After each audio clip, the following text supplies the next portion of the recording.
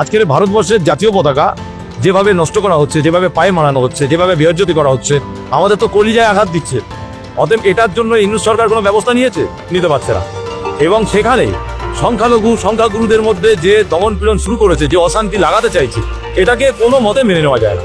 তাই আমরা বলবো যে অবিলম্বে ইন্দু সরকার এই দমন পীড়নটা বন্ধ করুক এবং আমাদের যে ইসকন মন্দিরের যে পুরোহিত তাকে অবিলম্বে মুক্তি দিক। কেননা কে কোন ধর্ম পালন করবে সে তার ব্যক্তিগত ব্যাপার। সৃষ্টিকর্তা প্রত্যেকটা মানুষ জাতিকে তৈরি করেছে, অতএব মানুষ সৃষ্টিকর্তা বুঝে নেবে। মানুষের দিমাগ দিয়েছে, জ্ঞান দিয়েছে, বিবেক দিয়েছে, বুদ্ধি দিয়েছে, সে তার কোন ধর্ম পালন করবে সে তার ব্যাপার। অতএব সৃষ্টিকর্তা তার খেতে দিচ্ছে, আর এরা বলছে যে আমরা যেটা বলবো সেই ধর্ম পালন করতে হবে, এগুলো মানা যায় না। ভারতবর্ষের জাতীয় পতাকা যেখানে উন্নতিত হচ্ছে, যে জাতীয় পতাকার মানুষগুলো না গেলে তারা হয়তো আজও পর্যন্ত স্বাধীন হতো না যে দেশটা, সেই দেশের নাগরিক তারা আজকের ভারতকে অপমান করছে, এটা লজ্জার। তো ইউনূস সাহেবের উদ্দেশ্যে এটাই বলবো, এখনো সময় আছে। আপনি সময় থাকতে থাকতে অন্তত একটা সুস্থ সমাজ, একটা ভালো ব্যবস্থার জায়গায় নিয়ে আসুন, নইলে আগামী দিন এই আন্দোলন কিন্তু আরো বৃহত্তর জায়গায় পৌঁছাবে। আমরা ইন্ডিয়ায় বসবাস করি, আমি একজন ভারতীয়, আমি গর্বিত। আপনি ভারতীয়, আমি ভারতীয় হয়ে আমি তো কোনো সময় কোনো দেশের পতাকাকে নিয়ে বেইজ্জতি করি না। তোমরা আজকে আমার দেশের পতাকাকে নিয়ে এটা করবে না। এখানকার মৌলবীদেরও বলে মুসলমান হচ্ছে ভারত বিরোধী, হিন্দু বিরোধী। এটা যে মৌলবী বলে তার চিন্তাধারা, তার মেন্টালিটিটা সেরকম। আমরা আমাদের চিন্তাধারা অনুযায়ী কথা বলি। ভারতবর্ষ এবং বিশেষ করে পশ্চিমবাংলার মানুষ আমরা হিন্দু মুসলিম গলায় গলায় মিলে থাকি, এক প্লেটে খাই। আমরা সেইভাবেই বড় হয়েছি, আমরা এটাই জানি। ইসলাম ধর্ম কোরআন নিয়ে রিসার্চ করারও আমাদের এই একটা ছেলেপুলেরা আছে, এবং আমি নিজে একজন মাওলানা টাইটেল পাস। অতএব কোনো হিন্দু ভাইদের উপরে যেভাবে যে কথাটা আপনি বলছেন, এই ধরনের কথা বলাই যায় না। হিন্দুদের কি মূর্তি পূজা করার অধিকার আছে? সে তার হিন্দু ধর্ম অবলম্বন করে, তার ধর্মে যা করার অধিকার আছে সে সব করবে। মূর্তি পূজা কেন? তার যা খুশি সে তাই করবে, তার ধর্মের যেটা আছে সে সেটা করবে। আমার ধর্মের যেটা আছে আমি সেটা করবো। আমার ধর্মগুরু যিনি, আমার ধর্মের যিনি মেন নায়ক, রাসূলুল্লাহ নবী করিম সাল্লাল্লাহু আলাইহি ওয়াসাল্লাম, তিনি যে বার্তা দিয়েছেন সেই বার্তা অনুযায়ী আমরা চলি। অতএব তিনি বলছেন তোমার ধর্মকে তুমি পালন করো, অপরের ধর্মকে ডিস্টার্ব করো না। তাদের মূর্তি যে ভাঙা হচ্ছে, এটা যারা ভাঙছে তারা অন্যায় করছে। তাদের এই অন্যায় কাজের সাজা পাওয়ার জন্যই আজকের এই দূতাবাসে এসে হাজির হয়েছি। আপনি চান না কাজবাহীন? আমি কি বলেছি যে টোটাল মানুষের সাথে, দেশের সাথে, বর্তমান মানুষ জাতির জন্য এই ধরনের কোনো রকম অশান্তি অরাজকতা চলবে না, এটা চলতে পারে না। কাজবাহীন চান? দেখুন, কাজবাহীন সম্পর্কে ওই বিষয়ে আমি অতটা পিএইচডি করিনি, ওই বিষয়টা জানলে বুঝলে তবে উত্তর। অধিকাংশ মুসলমানরাই চায় যে তাদের সংখ্যা যেখানে বৃদ্ধি পাক, ভারতেও বৃদ্ধি পাক, এবং অবশেষে ভারত ইসলামিক কান্ট্রিতে বা ইসলামিক দেশে পরিণত হোক। এটা একটা মানে আপনি যে কথাটা বললেন, এটা হাসির কথা। ভারতবর্ষ গণতান্ত্রিক দেশ। আমি আমার দেশে তো নামাজ পড়ি, রোজা রাখি, হজ করি, জাকাত দেই, আমি আমার ইসলামিক মতদর্শে চলি, আমি সব কিছু মেনে চলি, আমার তো কোনো বাধা নেই। খালি এই ধরনের কথাবার্তাটা যারা বলছে, তারা অনৈতিক কথা বলছে। কিন্তু ভারতের মুসলমানদের বন্ধু তো বাংলাদেশের লোক আর পাকিস্তানের লোক, ভারতের হিন্দুরা তো ভারতীয় মুসলিমদের শত্রু। তাহলে আপনি কি বলতে চাইছেন যে আমি হিন্দু? আপনার কথা অনুযায়ী আপনি কি বলতে চাইছেন? আমি কি হিন্দু? না, নয়। তাহলে আমি একজন মুসলিম। তাহলে আমি আপনার নাম বললাম যে আমরা এক প্লেটে খাই, একসঙ্গে ওঠা বসা করি, একই দোকানে চা খাই। তাহলে তারা আমরা কারা? তাহলে তারা কি আমি হিন্দু হয়ে গেলাম, না তারা মুসলমান হয়ে গেল? বলুন। আপনি মুসলমানরা কি করে হিন্দুদের সমর্থনে থাকছে? আমি প্রথমেই বললাম মানুষ হিসাবে সমর্থন করি। আমি টোটাল বিশ্বের যত মানুষ আছে প্রত্যেকে শান্তির সঙ্গে বসবাস করুক, এটাই আমরা চাই। আমরা এটাই বলতে চাইছি যে অশান্তি থেকে দূরে থাকুন, অশান্তি করা যাবে না। সাদা কালোর উপরে অত্যাচার করবে, একজন গরিব ধনী একজন গরিবের উপরে অত্যাচার করবে, একজন হিন্দু একজন মুসলমানের উপরে অত্যাচার করবে, একজন মুসলিম একজন হিন্দুর উপরে অত্যাচার করবে, এটাকে বন্ধ করতে হবে। কেন? খাওয়ানেওয়ালা খিলানেওয়ালা তো উপরওয়ালা।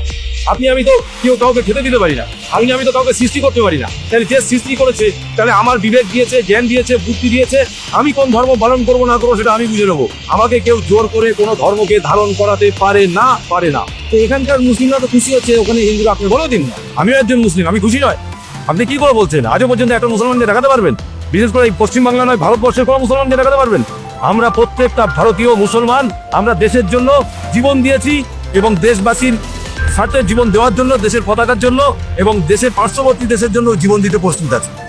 ভারতের সঙ্গে যদি বাংলাদেশ বা পাকিস্তানের যুদ্ধ হয়, মুসলমানরা ভারতের লড়াই করবে পাকিস্তান বা বাংলাদেশের বিরুদ্ধে? শুধু বাংলাদেশ এবং পাকিস্তান নয়, সারা বিশ্বের যে কোনো দেশের জন্য যদি যুদ্ধ লাগে তাহলে সর্বপ্রথম যাদের নামটা থাকবে তাদের নামের আগে মোহাম্মদ তাই থাকবে, দেখে নেবেন। ওই যে ইউনুস তো শান্তির জন্য নোবেল পেয়েছে। শান্তির নোবেল পেয়েছে, কিন্তু সেটা এই জন্যই নোবেলটা পেয়েছে, উনি একটা সুদের কারবার করে, সেই সুদের কারবারটার জন্য বিজনেসটাকে মানুষের কাছে পৌঁছে দিতে পেরেছে সেই জন্যই।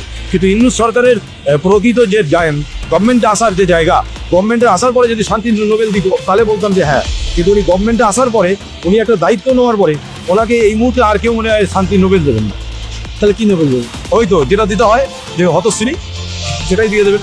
ইউনুস সাহেব একনায়কতন্ত্র চালাতে চাইছে, একটা ফ্যাসিস্ট চিন্তা ভাবনা নিয়ে কাজটা করতে চাই। দেখুন, ইউনুস সরকার যদি চাইতেন সংখ্যালঘুদের উপরে দমন পীড়ন 1 মিনিটে বন্ধ করে দিতে পারতেন, কিন্তু তিনি দিচ্ছেন না কেন? এটাই আমাদের কোশ্চেন। আমরা বেশ কিছু মুসলিমের সঙ্গে কথা বললাম যারা সিদ্দিকুল্লাহ চৌধুরীর মিছিলে এসেছিলেন ধর্মতলায়।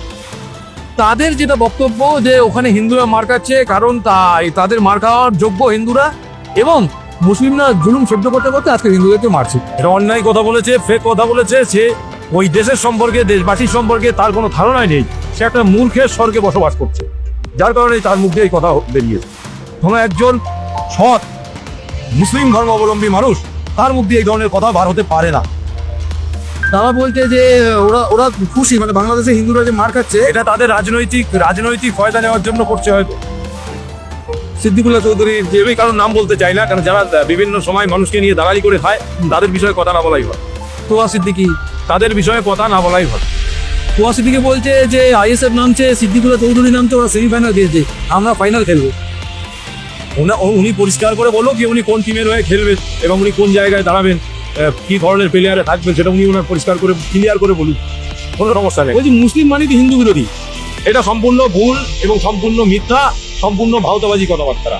মুসলিম আর হিন্দু যদি বিরোধী হতো তাহলে আপনি যে কথাটা বলছেন, আমার বাড়িতে থাকে তাপস, আমার বাড়িতে থাকে তাপসেরই ভাই আমার বাড়িতে থাকে, অতএব আমরা পাশাপাশি থাকি, এক ঘরে শুই, আমরা এক ঘরে ঘুমাই, এক প্লেটে খাই, অতএব আমাদের মধ্যে ওই ধরনের কোনো ভেদাভেদ নেই। কারণ আমরা এই রাজ্যে হিন্দু মুসলিম দলিত আদিবাসী আমরা প্রত্যেকে মানুষ হিসাবে দেখি, তাহলে মানুষ হিসাবেই প্রাধান্য দিই। ভারতীয় মুসলিমদের আপনি কি বার্তা দেবেন যে হিন্দু মুসলিম যে লড়াই হচ্ছে, বা ভারতীয় মুসলমানদের উদ্দেশ্যে বলবো, আমার দেশ মহান, দেশবাসী মহান, প্রত্যেকটা মানুষের সঙ্গে মিলেমিশে কাঁধে কাঁধ মিলিয়ে বসবাস করুন।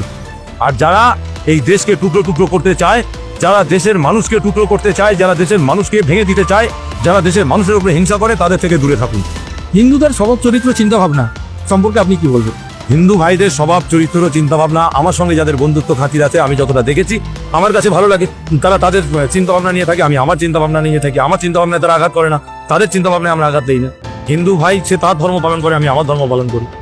আমি আমার হিন্দু ভাইদের উপরে, খ্রিস্টান ভাইদের উপরে, দলিত ভাইদের উপরে, ইসকন মন্দিরের সদস্যদের উপরে একজন মানুষ হিসাবে, আমি একজন মানুষ হিসাবে মানুষের উপরে যেভাবে অত্যাচার নামিয়ে এনেছে সেটাকে মেনে নেওয়া যায় না।